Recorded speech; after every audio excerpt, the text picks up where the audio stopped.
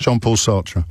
It's a variation on No True Scotsman. Now, was this fantastic LBC caller Nathan's epic take on fascism the best ever?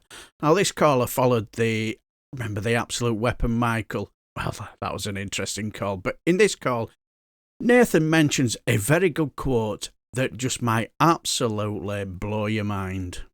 I've got something that I want to read to you, but I couldn't. It's not a poem, is it?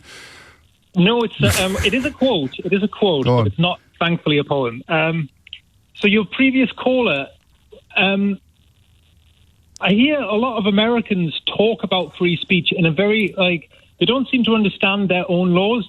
The Second Amendment says Congress shall make no law that infringes free speech. It doesn't mean that people get to say whatever they want whenever they want, because that's absurd. There is no... Well, the classic example is shouting fire in a crowded cinema, and then being responsible for the stampede that follows.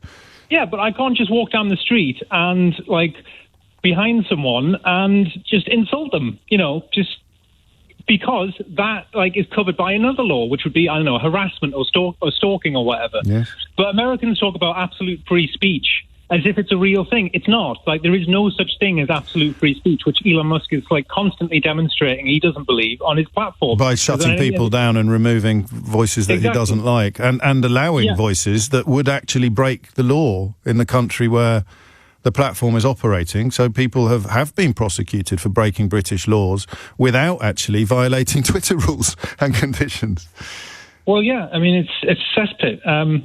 But to get to your the sort of the question on this section, I think that the United States and the UK have I don't want to say special, I want to say unique relationship over the decades, and part of what the characteristics of fascism is that you create a very strong in-group with purity tests and all that sort of thing. Yeah, and Europe is not close enough to America to need to be kicked out of that in-group, whereas the UK we share a common language, lots of culture, and there's an you can feel this sort of irritation in the backs of JD Vance's mind, this sort of vicious this viciousness, and I think that they're trying to slowly erode this relationship until the point where they can actually come out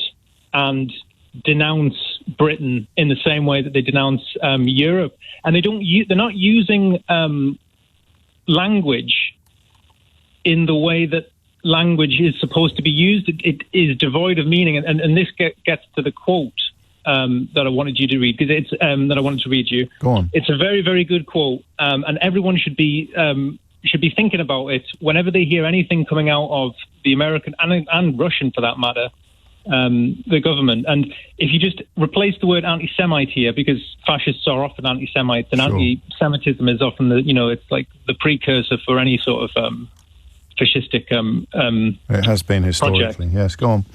So here's the quote: "Never believe that anti-Semites are completely unaware of the absurdity of their replies. They know that their remarks are frivolous, open to challenge, but they are amusing themselves. For it is their adversary who is obliged to use words responsibly, since he believes in words. The anti-Semites have the right to play. They even like to play with discourse, for by giving ridiculous reasons, they discredit the seriousness of their interlocutors. They delight in acting in bad faith, since they seek not to persuade by sound argument, but to intimidate and disconcert.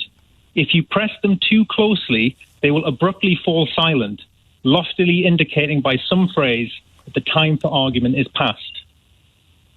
Jean-Paul Sartre.